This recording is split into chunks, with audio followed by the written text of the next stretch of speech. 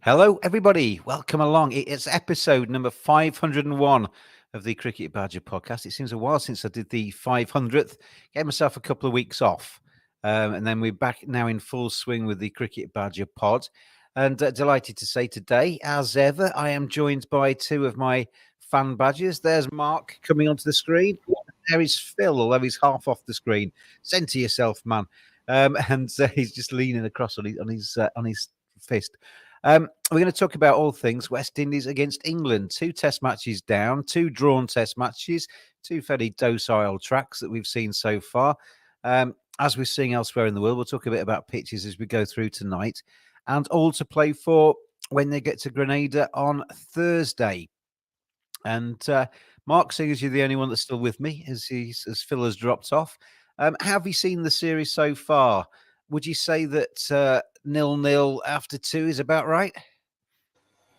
Well, the pitches have militated against, in modern day times anyway, attacking cricket, haven't they? So England have won 2 tosses, batted. Both test matches have pretty much followed the same tune. Craig Bathwaite batting forever. I think England have been the better side, that has to be said. Generally speaking, they try to force the issue more. But I mean, unless you are an elite bowler, and even elite bowlers, I think, would struggle, it's difficult to see how you would get a result in 5 days in either of those 2 test matches. If Wasim Akram and Waki Yunis, Shane Warne were bowling, I think they would probably have struggled, particularly in the first test match. So 0-0 is probably a fair reflection. It's a reflection of the fact that you've got 2 sides who are in transition. You could argue, obviously England are. They haven't got any elite bowlers as such at the moment. West Indies are obviously quite an average red ball side. So I think the pitch has basically nullified both sides really, and you can only hope that when we get to Grenada that there's going to be something slightly more equal. Else, you do fear you can't have too many. I know we'll talk about pitches later on, but when you've got a 5-day test match in good weather, when you've got people there, you need fair pitches, and it just defeats the object really if you're just going to have 500 playing 500 all the time. Just a waste of time. Phil, are you with us now? You keep dotting in and out. Oh, here is. You talk about 2 teams in transition, and I think you're exactly right. Obviously, England have come back from the Ashes and have had to try and sort themselves out a little bit. New faces. We've seen 3 debutants in this series so far. West Indies, talking to a couple of West Indies fans, I think they're actually quite pleased, not necessarily with the tracks, but quite pleased with the application that a few of their batsmen have shown. We've seen Nkrumah Bonner score a very long century. We've seen Craig Brathwaite in the last Test match really dig in. I thought that was a tremendous innings. 160 in the first innings. He scored 58 not out. I think it was in the second innings. Batted for almost 15 hours, I think, across the 2 knocks.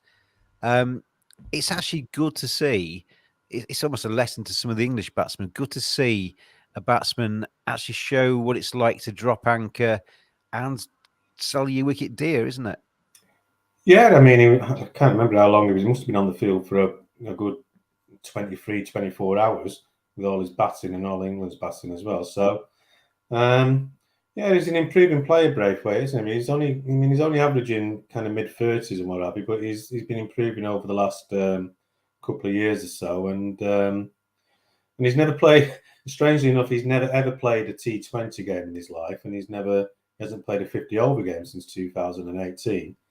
But yeah, he plays the game simple, doesn't he? He knows his strengths, he knows his weaknesses. He plays every ball in its merit. I thought Leach was slightly unlucky against him in the last Test match. He bowled a few jaffers to him that he missed, or a couple of them that could have got edges or bowled or whatever. But yeah, he plays to his strengths, and but you have to say the pitches have generally helped him. I mean, they haven't deviated much. Apart from Saqib and Mood, England haven't had any real mystery in the seam bowling, so to speak. And Jack Leach, as well as I think he has bowled, actually, he's had a long bowl. I'm pleased he has a long bowl. He hasn't got a huge amount of variation, so you know what you're going to get with him, particularly on a flat wicket. So as a batsman, you think, right, I've got my, I know what my strengths are. I know what this pitch is like. I know what it's going to do.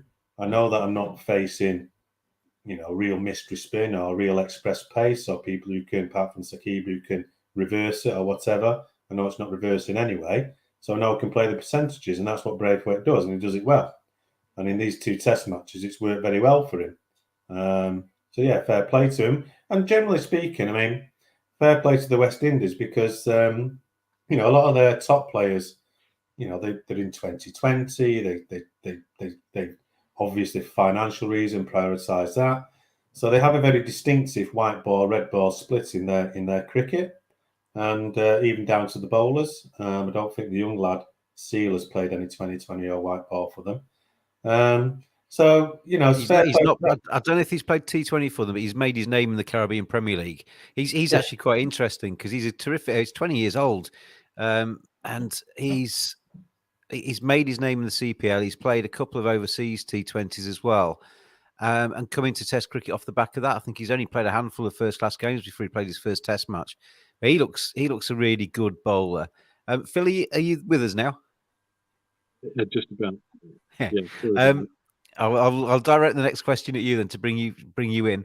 I think there's some good young players coming through, and it just shows you, if you have a T20 competition, it doesn't necessarily need to be a test format, but you can identify a few youngsters that are decent and give them a chance in test cricket to see if they can sink or swim. And I think Jaden Seals is definitely one of those, Phil, who's taking his opportunities at the moment.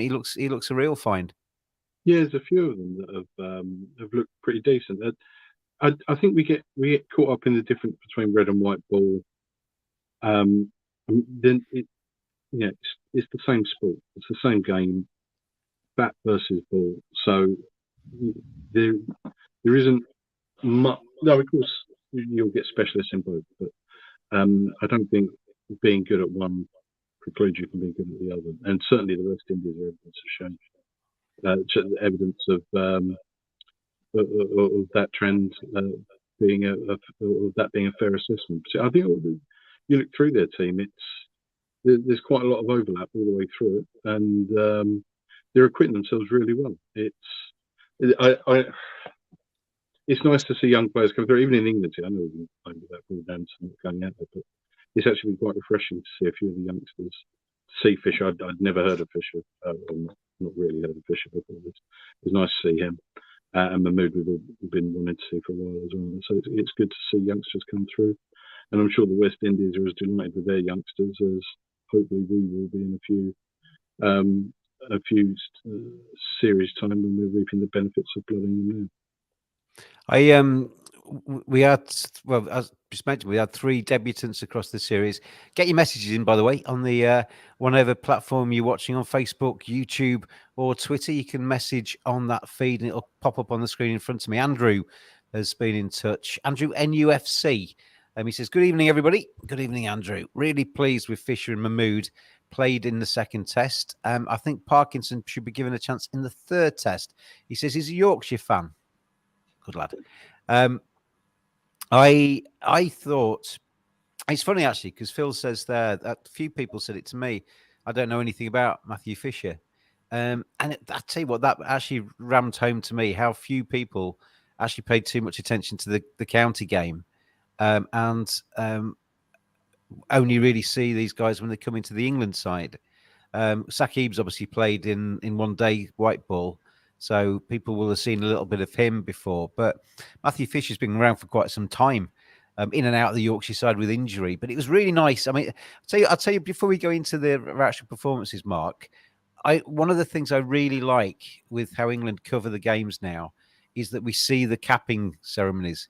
And you hear the little speech from, in this instance, Ben Stokes to Saqib Mahmood and Joe Root to Matthew Fisher, to welcome them into the fold, give them their caps. A really proud moment for both lads. But they've been doing that for a while now, videoing it. It's actually quite a nice little addition, isn't it?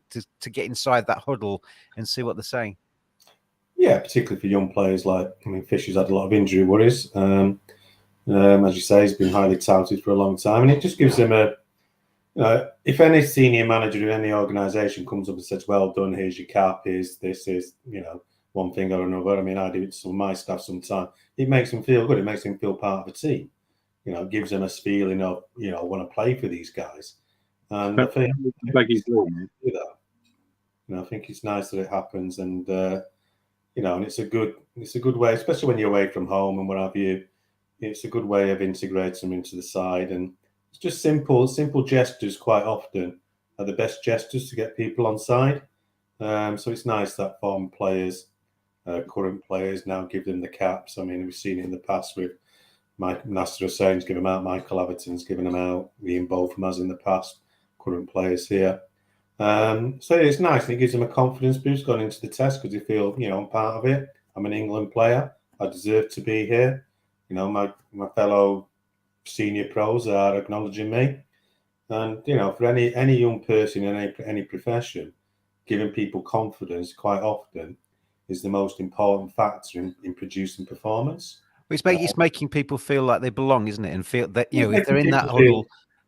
Valued. It's making people feel valued. And if you make people feel valued in any walk of life, they will perform better. It's as simple as that.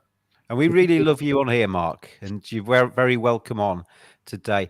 Phil, when you speak, could you stay quite close to your thing, because you were a little bit muffled before? But just talking about those cap ceremonies, one of the kind of quite poignant things for me, because I actually interviewed both Saqib and Matthew Fisher 4 years ago, almost to the day they made their debut on a Lions trip in Barbados with the England Lions. And if I could have said to them then, scroll on 4 years to both guys and said, you'll be making your debut for England 4 years down the line, I'm sure they'd have snapped my hand off for that. But there's a little kind of almost unwanted club within that. Well, it is unwanted within that England side. You've got Johnny Bairstow, obviously lost his dad when he was quite young. You've got Matthew Fisher, lost his dad not long before he made his Yorkshire debut when he was a 15-year-old. You've got Ben Stokes, obviously lost his dad quite recently. And Alex Lees as well, lost his dad when he was a teenager. So it must be quite difficult, Phil. I would imagine that the first thing I would do, if ever anybody had called me up and said, you're going to be part of this England team, your first call would be to your parents to say, I've just been called up by England. And to not have them have those figures there to actually make that call must be quite a sad moment for them. You're muted, Phil, now. Technology is not your friend tonight, is it? It's killing me tonight. Yeah, it's bittersweet. I mean, you're dropping some question bombs on me this evening, James. Yeah, I mean, it must be bittersweet. And I mean, you see a lot of reference to, used to see Alistair Cook with the grabbing of the ear, and we see a lot of Sky's glances from footballers. Yeah, it must be a bittersweet moment for them.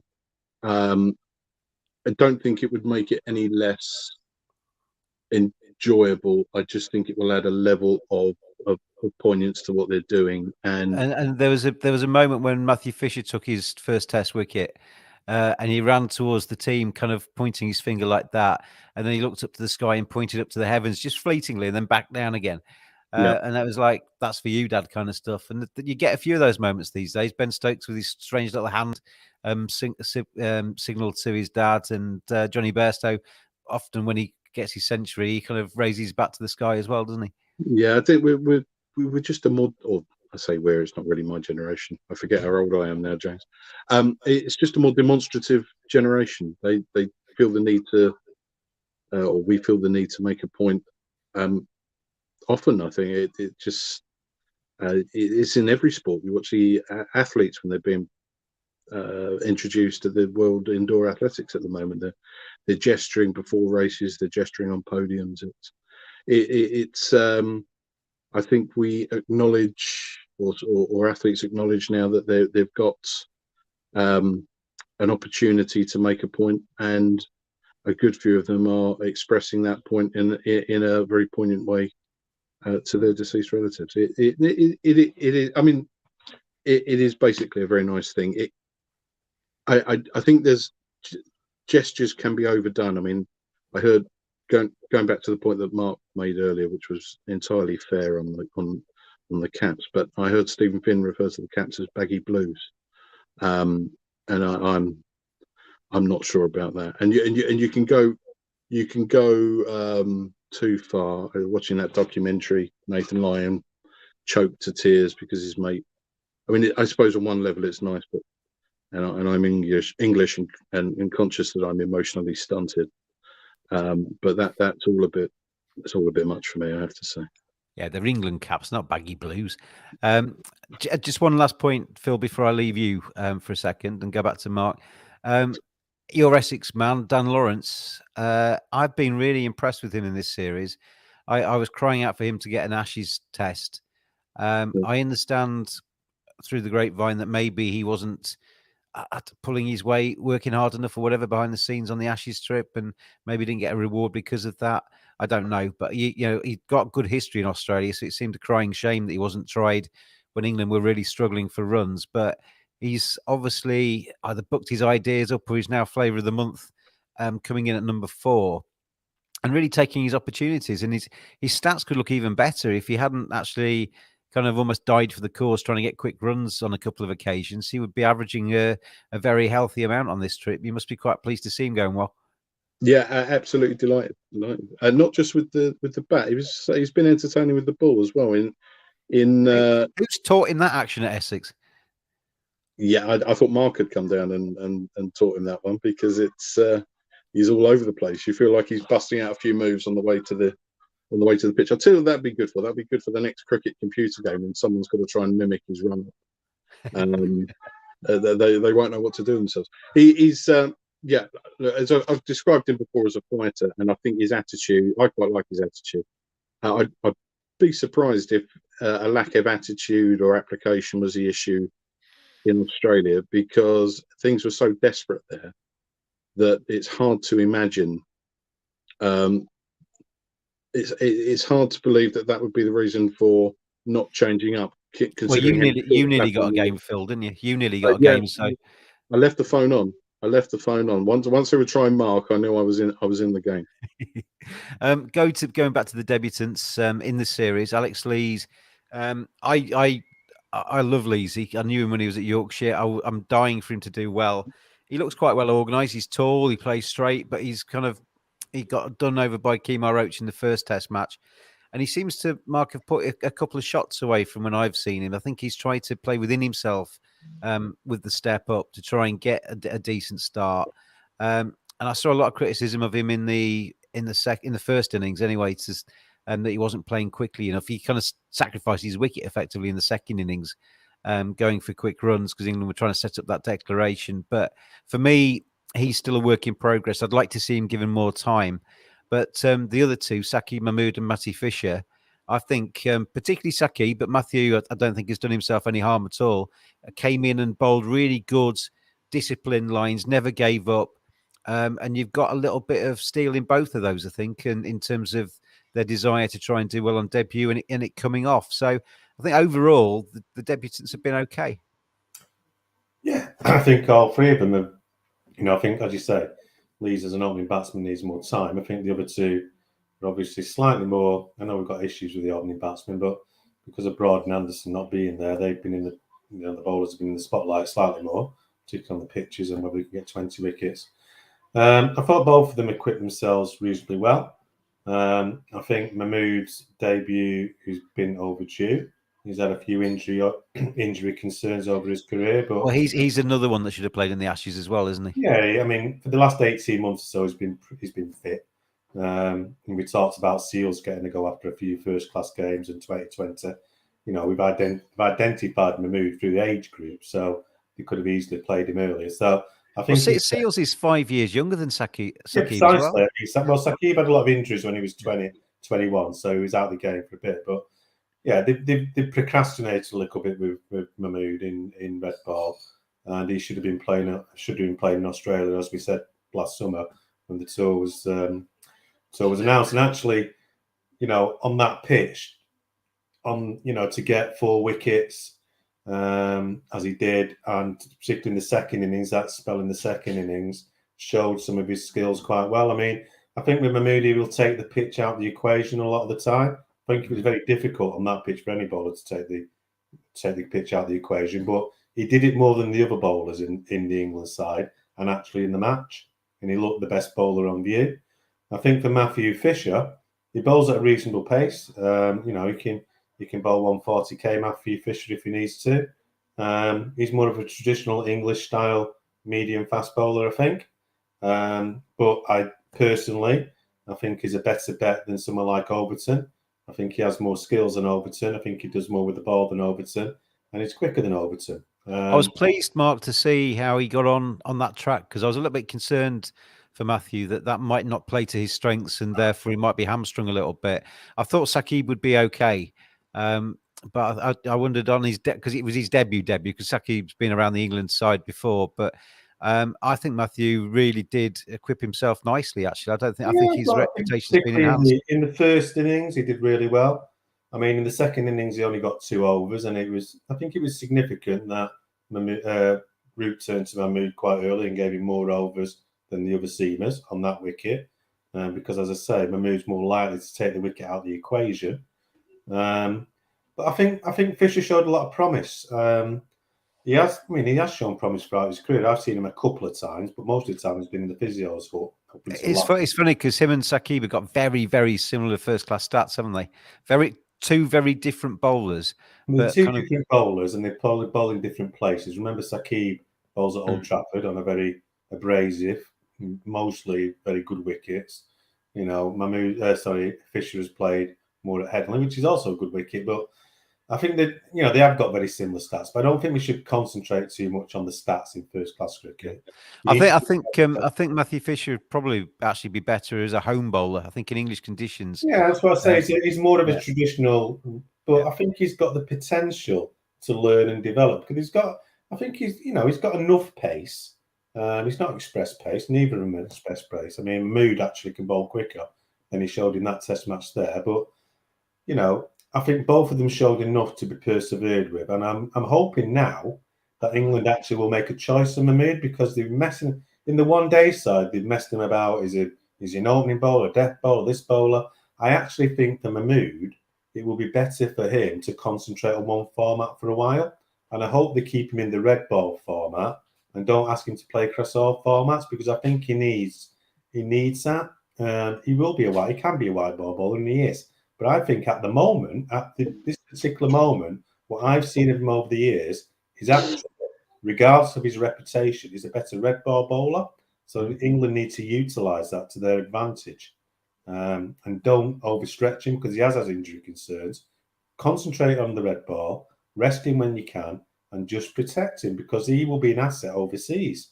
And we haven't got many of those bowlers who are assets overseas. Well, we haven't got that many assets. Full stop, Mark. Really, the ones we have got are in the physio's room most of the time. Just make a point on James Anderson. It took him a long time, to learn to bowl overseas. Mahmood looks as though he's already learned that. So he's a bit ahead of Anderson in that respect in terms of his career. So once you get a talent like that, you have to protect it and nurture it. And I hope England do that rather than stretching him over all these different formats because he needs to physically develop. He hasn't played a lot of cricket, even though he's 25. There's a lot of injuries, so you need to be careful with him. Phil, of the 3 debutants that we've mentioned, who's impressed you the most? I quite like the look of Fisher, to be honest.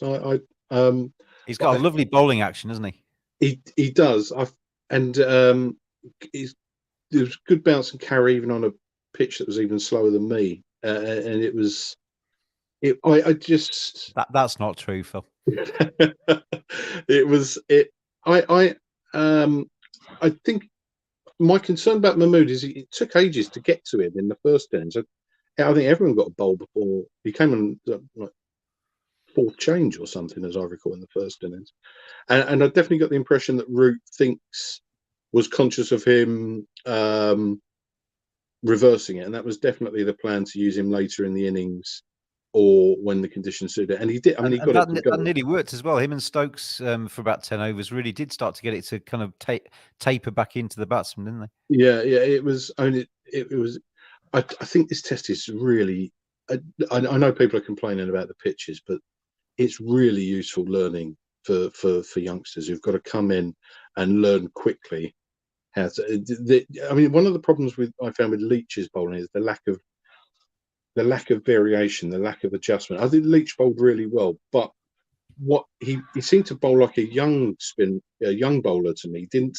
It doesn't feel like he's got enough test overs in him to have learned to develop his game. And I think that the slog that they've put in, certainly the two bowlers in this match, will really stand them in good stead for the future. Lee's, I think opening batting is actually the hardest job in Test cricket. And there aren't many thriving opening the innings anywhere on at the minute across on the planet. So it's difficult to come in. The ball was swinging. The West Indies bowled. I thought the West Indies generally looked threatening, certainly in the first 20 overs of the series so far. They were getting the ball to move. It was the hardest time to bat. And, Lees has got to come in. He's got the weight of expectation that we have on all of our openers. He's watched others come before him and fail. He knows how desperate the country is for him to succeed. And of course he's going to have technical flaws exposed. This is Test cricket. That's the point of it. He's got to come in and learn. That's why you need to give people a bit of time, don't you? Because it's a step up.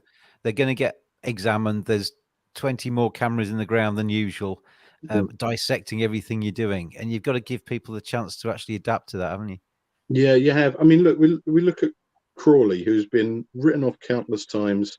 He's come back in. He's scored 2 well-timed scores at the end of the Ashes and the beginning of this series that have helped him out. I mean, it's curious. You mentioned Lawrence earlier. I feel much happier with Lawrence's performances than I do for Crawley's, and I don't know if that's my Essex tinted glasses. I totally agree, Phil, because I'll tell you what, I'll tell you why. Crawley's got all the shots in the book. There's no doubt he's a talented lad. But I think, there's a danger, and it sounds. When I said this on Twitter, and I've also kind of queried Jack Leach a little bit on Twitter, and people kind of round on you as if you're kind of, slagging off some national treasure because Crawley's just got 100, but he's got 2 big scores in Test cricket, both on fairly docile tracks, and I think in the first innings of that first Test match, when he got his century, they bowled far too much onto his legs, and he's very, very good at just whipping it away through mid-wicket and scoring quick runs. He doesn't, he hits 4s. If there's a bad ball, he hits a 4. And in the second Test, they were hanging outside his off stump and waiting for him and testing his patience, and he fails those tests. I'll be a lot happier with Zach Crawley, Phil, when he shows me that he can knuckle down and ride through these bad, the tough periods and get 100 off the back of that, rather than when it's a little bit easier. Yeah, I agree, but we've got to try and. I think confidence. We've spoken about confidence already and how important it is, and not getting on the back of people. And you say bowled on his legs, and he put them away. That you can only beat what's there effectively. So I feel like I'm being a bit harsh on Crawley, but it's. I think I'm like you. I desperately want to see him succeed because I think he's got a lot of attributes that are very positive, and if he can come off more times than he doesn't, he's going to be a major plus for England. But I just need to see that proof that he can really weather a storm or two as a batsman and kind of play within himself for 40 minutes. And I've not really seen that yet. Do we? Yeah, but do we like that? I mean, Sibley did exactly that in every innings, to the point where even I love a bit of filthy attritional cricket, I do. But even I was sort of watching Sibley and thinking, oh, come on. But what I mean with Crawley, though, he can't always be, if there's 6 gears in his car, he can't always be in 5th and 6th gear, can he? Yeah. There needs to be 40 minutes every now and again when he goes back into 1st and 2nd gear and just plays for 40 minutes time. And I don't think he necessarily does that just yet. Before we go on to Matt Parkinson, because this is kind of an extension of the next question. I I think, Mark, that the Jack Leach, I've been pleasantly surprised by him. I think he's in the first Test match. I thought his accuracy was quite good. The only thing with Jack Leach at the moment in this series is that nobody's got after him. Nobody's really tried to get after him like Rishabh Pant or the Aussies did. So he's been bowling in the knowledge that he's going to be fairly economical unless he bowls a really terrible ball. And I thought in the second innings in Barbados, he got his lengths a little bit wrong at times. Now I know he's bowled 96 overs or whatever it was, and he must be exhausted, bless him. But I think if you're trying to bowl out a team on day 5, you've got, especially on that track, you've got to be right on the money and be consistently building pressure. I would like, when I put something along those lines on Twitter, I got rounded on. How dare you criticise Jack Leach? But I actually would like to see them play both spinners in Grenada and actually bring Matt Parkinson into the side to bowl alongside Jack Leach. Probably takes a little bit of pressure off Leach in terms of the volume of overs he has to bowl. And it probably takes a little bit of pressure off Matt Parkinson because he'll be the second spinner and maybe not quite so much expected of him by coming in that way. And I think we've seen Matt Parkinson being trawled twice around the world over the last 2 winters. Either England have got to say, we don't trust you and we don't believe in you and therefore go back to Lancashire and do a little bit of work, or play him. Well, it's the eternal debate with Matt Parkinson and leg spinners and how England treat leg spinners, isn't it? But I mean, Parkinson is analogous to Mahmood, really. He should have played red ball cricket before now. I think Jack Leach has bowled okay on this tour. I think you're right that the West Indies haven't got hold of him, and he's bowled economically, and that's the way, to a certain degree, he's had runs behind him, so it's helped him. And I think he's been treated quite poorly in the past. I think he's been treated very poorly in the past by England, if I'm being honest with you.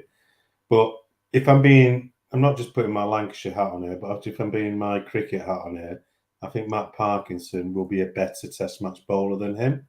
And I think that for a variety of reasons, really.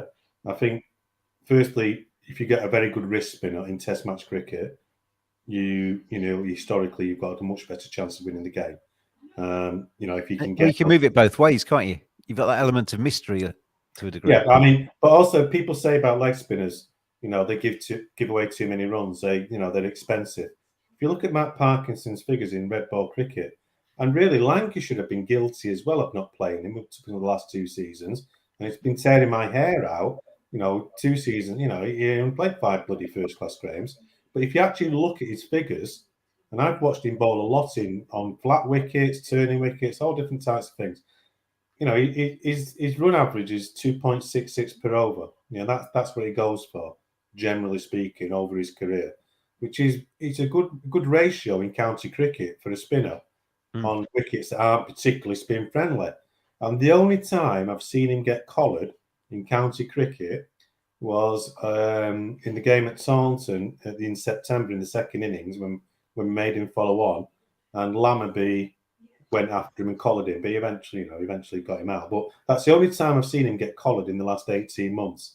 So not only are you getting a player who's got variations, and he doesn't. And we have this thing about pace and all the rest of it. And one of the criticisms of Leach in the last Test match from Curtly Ambrose and whoever was on commentary at the time, Mark Butcher, I think, as well, was he was bowling too quickly. Yeah. The criticism of Matt Parkinson is bowling too slowly. Matt Parkinson bowls pretty much the same speed as Shane Warne bowled in his career. It never did him any harm. Okay. He gets it above the batsman's eye line, so he makes them think about it. And he has variations off the pitch. Now, if you had him in the West, I'm not saying for 1 minute that England would have won either of those 2 Test matches if Matt Parkinson was playing, but I think he would have posed different questions for the West Indies batters. And I think if you want to win away from home, and I think if you want to win on these good wickets that you get in the West Indies, or you've seen in Pakistan at the moment, or if you go into India or whatever, you've got to have somebody who can do different things. Because a lot of modern day batsmen can play, left arm spin and what have you, because they play 20. But you need somebody who can do something different. And he's somebody who can do. He's not Shane Warne, he's not Shane Warne. He's not Abdul Qadir at the moment. He might be in a few years, but he's not been given the opportunity, has he, to do that? He's got the tricks, he's got the ability, but he can control a game. And I think the issue is that England don't think he can control a game, which is why they keep going back to Leach. If they pick two spinners in Grenada, you would with the pitches we've seen so far and the weather they'd had. You say, yeah, play two spinners. But then I was reading a report from Ali Martin in the Guardian the other day, or I was hearing from Ali Martin on Twitter that saying the last match at Grenada was over in 3 days and the seamers got all the wickets. So so England will be going there with that in their mind. The last first-class game we played there, the seamers got the wickets and it was over. The 3 test matches they've had there, and there's only been 3 there. I mean, I know there's a few West Indian Twitter feeds that have been a bit critical of the 3 venues chosen because they've been very much geared up for Barmy Army and tourism rather than the local supporters getting there. But 3 test matches in Grenada. The last one was 2015, where England won by 9 wickets, I think, and the seamers took a lot of the wickets in that one as well. But it did get to day 5. And Moeen Ali did take 3 wickets in the second innings and bowled quite a few overs in the second time around. What we're hearing from the wicket there, I mean, I think we're overplaying the fact that they want the income and they want this and they want that, but because the wickets in the West Indies have been traditionally quite slow for a number of years now. But what we're hearing from the wicket there at the moment is that it's going to be flat. That's what's been coming out, that the wicket's going to be flat. And if you think about it, you can't prepare a wicket in a week. So that wicket's been being prepared for weeks and weeks. They're not going to suddenly put a load of grass on it or flood it, are they? So it's going to be a good wicket. So yes, I would play 2 spinners there. The only caveat I think with playing 2 spinners there is that actually putting a lot of psychological pressure on Stokes in terms of, are you fit? Can you bowl 15, 20 overs? Because he bowled a lot of overs in those 2 test matches. Yeah. It only takes him to break down, and then suddenly you got 2 seamers and 2 spinners. So that is a bit of a problem. And I think as well, Mark, I mean, I picked my 11 on Twitter the other day, and I brought Ollie Robinson back in for Matthew Fisher, basically saying it's tough on Fish, but he's going to get other test matches down the line back in England. But potentially, if you are playing 2 spinners, you might actually want to keep Fisher in and not bring Robinson back, because if Robinson broke down on the first morning or something horrible happened to Ben Stokes, you're a man down, aren't you? Well, the other controversial thing you can do, and I know you won't like this, James, is you could actually give Bairstow the gloves and play 6 batsmen and play Walsh as a number 7. He's perfectly capable as a number 7 batsman. Let's talk about Chris Wokes. I wouldn't do that myself, but you could do that. Let's talk very quickly about Chris Wokes, because there is a complete red herring with Chris Wokes, that he plays overseas because he's a good batsman and he bats at number 8. Look at his record, not just bowling and batting. Not just bowling overseas. He averages 56 or something with a ball overseas, 22 at home. But in batting, he averages something like 30 something at home and 21 overseas with only 150. So the perception that he's suddenly going to really rock up at number 8 and score loads of runs overseas is not, and it's not a small sample size anymore with Chris Wokes. He's played a lot of test matches. So that doesn't always follow through. That's absolutely true. And I think the issue is you are relying a lot on Stokes staying fit. I mean, I would play 2 spinners. It's unfortunate that the reserve bowlers England have are both spinners. Yeah, it'd be nice to have a reserve. Well, that was going to be my next question to Phil. Was that, do you think that the fact that Dan Lawrence and Joe Root can bowl adequate to moderate spin? I mean, you wouldn't class either as Shane Warne, but you wouldn't class them as bad.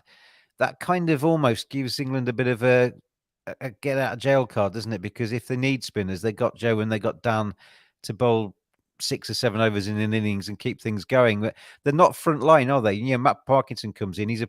That's his speciality. That's his job. Yeah, England won't.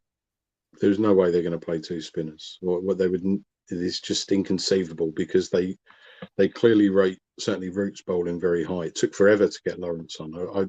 I was astonished, because in the warm-up game, apparently he was turning it round corners, and it definitely seemed worth it going much earlier. Well, I thought Root had bowled pretty poorly in this series so far. I thought he was pretty poor with the ball. So I thought in the second innings, Phil, he definitely bowled Dan Lawrence over himself, didn't he? In the end, Lawrence bowled more overs, and I think that was Root's admission that maybe it wasn't coming out very well. Yeah, just that Lawrence really seems to turn it. There are issues with line and length, definitely. But one thing he definitely does is get some deviation. And then you just feel you're more in the game. I think with Lawrence bowling, the reality is that they won't.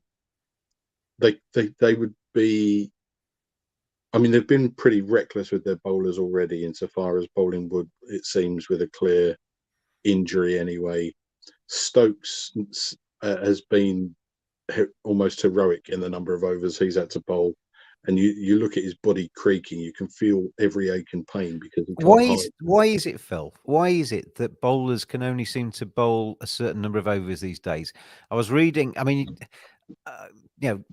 reference Fred Truman, who bowled forever and bowled a million overs in the summer.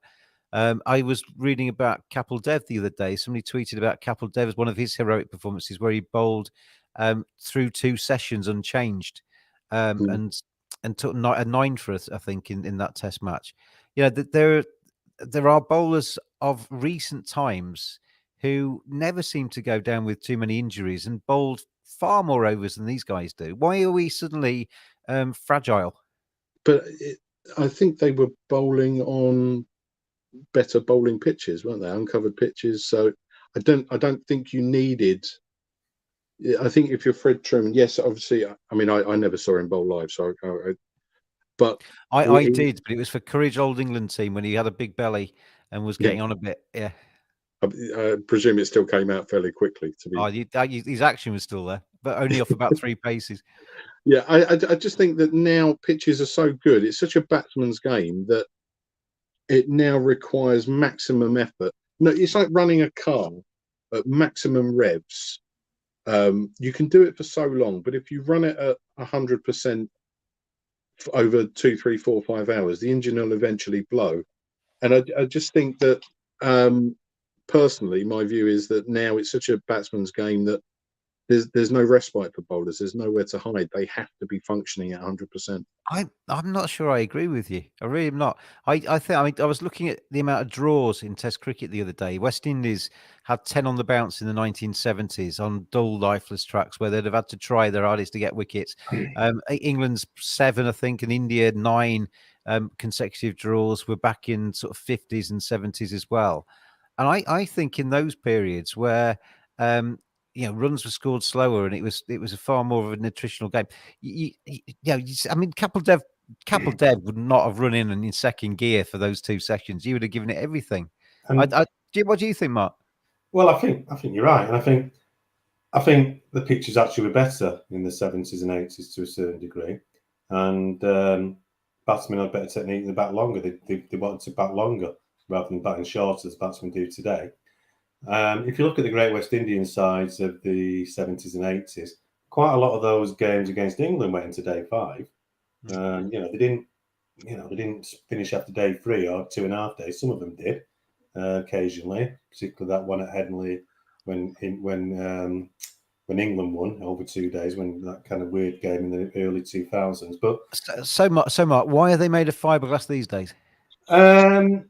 I don't know, to be honest with you. I think because they have better strength and conditioning, they have better diets. Everything is geared to keeping them fit. I think it's a little bit. I think you're being a bit hyperbole there, James. Because if you look historically at bowlers, Dennis Lilly was out for 18 months with a back injury. Bowlers have gone down periodically with injuries. Wacky Eunice went down with injuries. So have they just been unlucky with the guys they're around at the minute? I don't think they bowl enough. I'm a little bit old-fashioned in that respect. I don't think they spend enough time on the field bowling. I think they spend too much time strength and condition and this, that, and the other. Look at James Anderson. He's had a few injuries, but not a huge amount of injuries. And mostly he's bowled in red ball cricket. I don't think it helps that you're asking players to bowl over different formats and do different things and perform in different ways. But I don't think Mark Wood's been overbowled. I don't think Mark Wood's been overbowled. I think he's just injury prone. But yeah, it's a strange phenomenon these days. But I think to get bowling fit, you need to bowl more. Your body needs to have that repetition of running in. that repetition of the strain on the body, that that constant repetition of doing something. Because if you are taken out of a game for 3 or 4 weeks and told to go in the gym or do some stretches, or you're in the red zone, and then you come back into a game and you put in, as a fast bowler, remember, it's a very unnatural thing to do. Yeah. So when you're constantly putting it's totally weird. It's totally weird thing to do. If you're only doing that occasionally, you're more likely to get injured. One of the things that underlines that, Mark, when they came back after the COVID break, everybody was talking about it's going to be the bowlers that get injured. They haven't been bowling for ages. It's going to be the bowlers that get injured, and we need to look after these bowlers. We need to treat them with kid gloves and ease them back into the county game. And you wouldn't be saying that if bowling, if they've been bowling regularly. So it's a cultural thing. If you ask James Anderson, if you ask Jimmy Anderson, does he like being pulled out of games? He will tell you no. He wants to play. He's pulled out of games because the England management pull out of games. I've seen him livid when he's been pulled out of games. He's always livid, Mark. But he wants to play cricket, and that's what he wants to do. Stuart Broad doesn't like it. They like to bowl, but they're managed centrally. It's like this kind of, you're in cotton wool, you do this, you do that.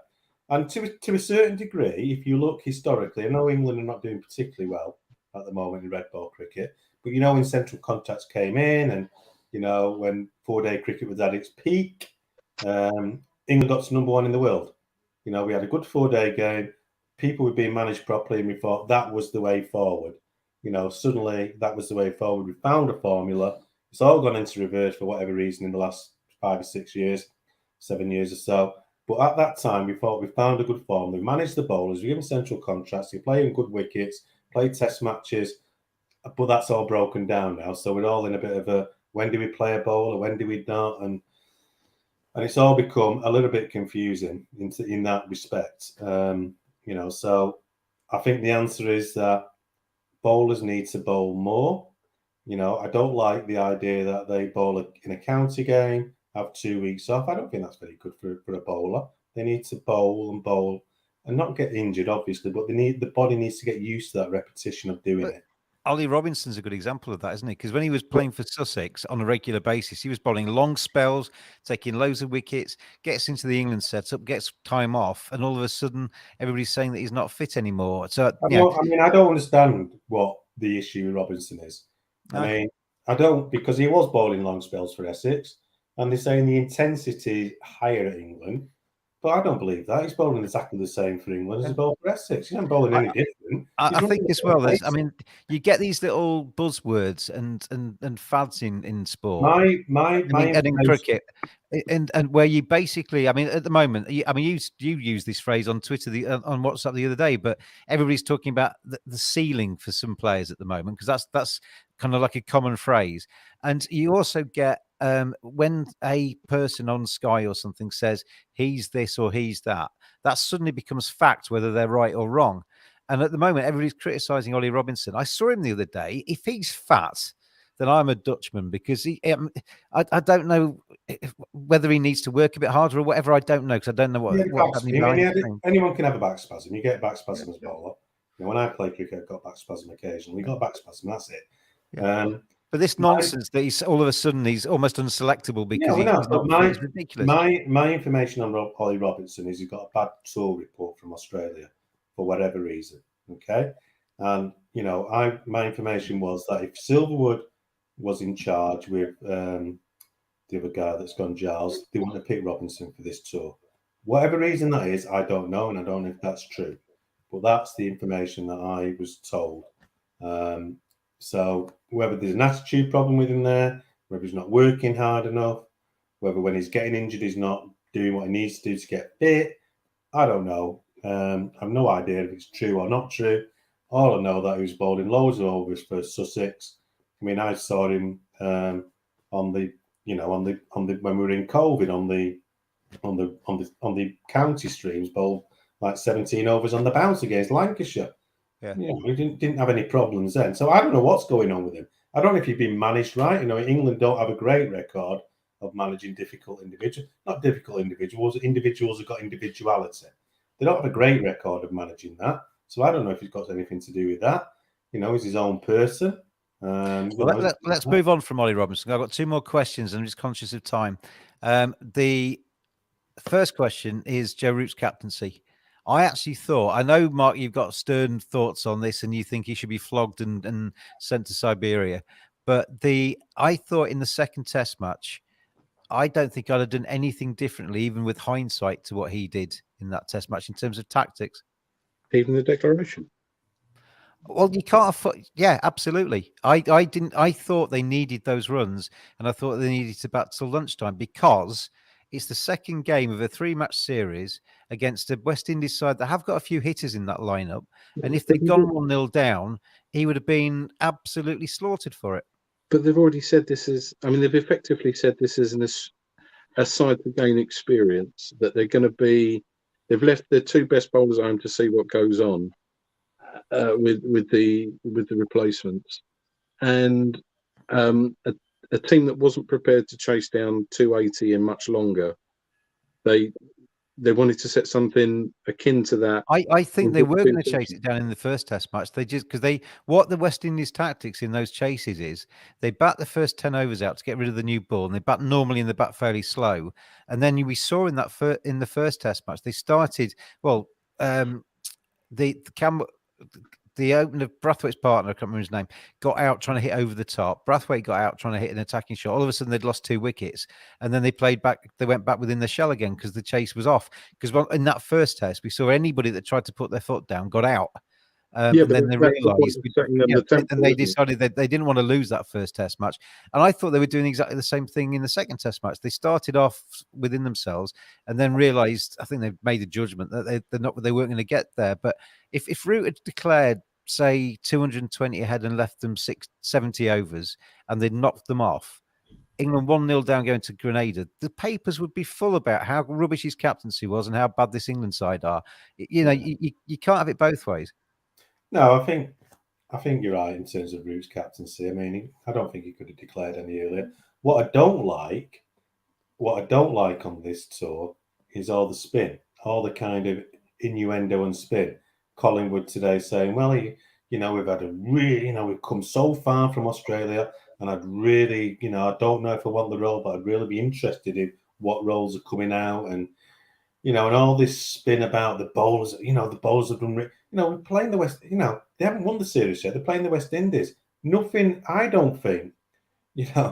I think there's still huge question marks over Root's captaincy. But he's only there because there's no alternative. I have nothing against Joe Root as an individual. I'm sure he's a really nice lad. He seems a nice lad. He's a great batsman. He's not a captain in my view. There's none of those questions. You would flog him through the streets of Sheffield. You would. He's been better. I thought he looked after Leach much better in the. They've made a conscious decision with Leach, and the Root's obviously decided. Hang on a minute. Why did he have? This is a left down spinner. Why did he have a leg slip to Leach? And why? What's going on? I don't think Root knows how to captain spinners. I've never seen a left down spinner have a leg slip. That would beg the question, Mark. What are all these coaches doing on the balcony then? Because they've got knowledge as well. Why is nobody sitting down with him and saying, when Jack's bowling, this is what we should be looking at doing? My view on coaches, it's pretty similar to the late Shane Warne's view on coaches. Yeah, I think a few of them in that England setup are getting a very nice free holiday in Barbados. You need coaches, but you don't need hundreds of them. They've got more coaches than Yelloways, so that's just it. And that's for older viewers. Yelloway was the 70s. If they've got more coaches than National Express for the younger viewers, there's two. You need coaches, but you don't need hundreds of them. And I don't know what England do with all these support staff anymore. And maybe I'm getting old, but when you get to an international cricketer, you need a coach for advice. Coaches should be able to tell you things, but that needs to be not loads of them. It's just got out of control. Okay. We got 6 minutes left. What about these pitches around the world, and what about these pitches in Barbados, Phil? Maybe it's just a freak occurrence that we've had 3 or 4 weeks where it's been, every pitch we've seen has been docile, flat, and a bit placid, and led to draws. But they're not great for cricket, are they? I mean, I can understand why Barbados and Antigua want beer sales, food sales, and they want, because I understand from what I understand, the West Indies Cricket Board wanted spicier tracks. The local cricket grounds are trying to get not so spicy tracks because they want 4 or 5 days cricket. and they're getting 5 days cricket. But it's not great. The spectacle where a pitch doesn't offer too much for the batsman, but doesn't offer too much for the bowler either, doesn't really offer too much for the spectator sometimes too. No, it's been attritional viewing. I don't know if I'd go so far as to say it's not good for cricket. You've got to learn. Test cricket is hard work. Taking 20 wickets is hard work, and some days you've got to just force the issue. So I think there's a lot of learning in pitches like this. I think there's value in it. I think there's value in playing on pitches like this when you're young.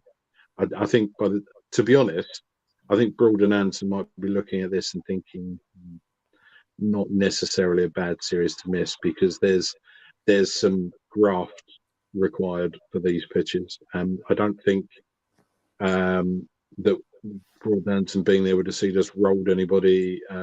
Maybe, but I think that certainly the batsmen benefit from having to think about it. They've seen the example of Brathwaite, who I think has managed these pitches brilliantly, and whether it's good for cricket, I think we have to think about it depends what your definition of cricket, what the best for cricket is. What I mean with that, Phil, is having every single test match at the moment played on very similar tracks isn't good for cricket. I agree with you.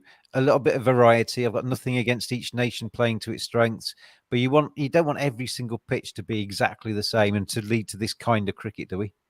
No, there definitely has to be some variety, but I wouldn't be overly concerned about that now. You can see why the pitches are the way they are. Certainly in the West Indies, I've not watched too much of what's gone on elsewhere, but you could still.